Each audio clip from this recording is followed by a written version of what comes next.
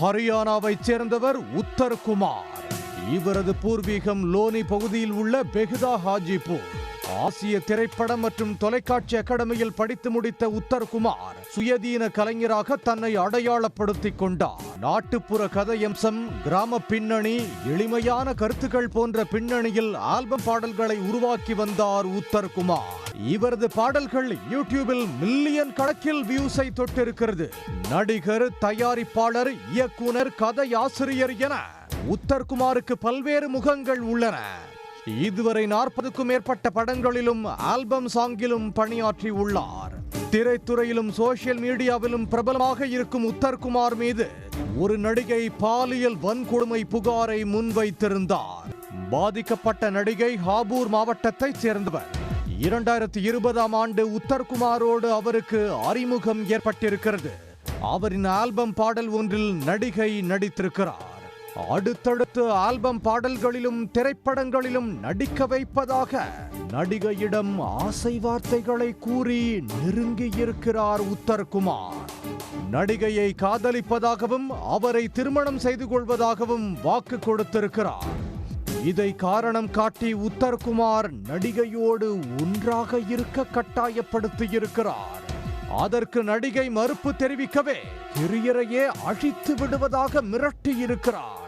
2022ஆம் ஆண்டில் இருந்து 3 வருடங்களாக நடிகையை வற்புறுத்தி தொடர்ந்து பாலியல் வன்கொடுமை செய்து வந்திருக்கிறார் உத்தர்குமார். நடிகையை திருமணம் செய்ய மறுத்ததோடு சாதி ரீதியில் திட்டி உத்தர்குமார் அவமானப்படுத்தியிருக்கிறார். இதனால் மனமுடைந்த நடிகை இந்த ஆண்டு ஜூன் மாதம் உத்தர்குமார் மீது காசியாபாத் ஷாலிமார் கார்டன் காவல் நிலையத்தில் புகார் கொடுத்திருக்கிறார். இதை அறிந்து கொண்ட உத்தர்குமார் புகாரை திரும்ப பெறச் சொல்லி நடிகைக்கு டார்ச்சர் கொடுத்திருக்கிறார். அத்தோடு கொலை மிரட்டலும் விடுத்திருக்கிறார். நீண்ட நாட்களாக அந்த புகாரின் பேரில் போலீசார் நடவடிக்கை எடுக்கவில்லை. நாளுக்கு நாள் உத்தர்குமாரின் மிரட்டல் அதிகரித்ததால் விரக்தியடைந்த நடிகை லக்னோவில் உள்ள முதல்வர் வீட்டின் முன் 10 நாட்களுக்கு முன்பு தற்கொலைக்கு முயன்றிருக்கிறார்.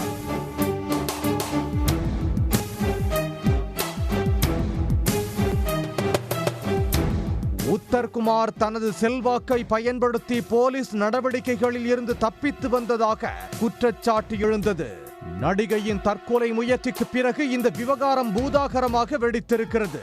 பாதிக்கப்பட்டவருக்கு ஆதரவாகவும் உத்தர்குமாரை கைது செய்ய வேண்டும் என்றும் பல்வேறு இடங்களில் சில அமைப்புகள் போராட்டம் நடத்தின.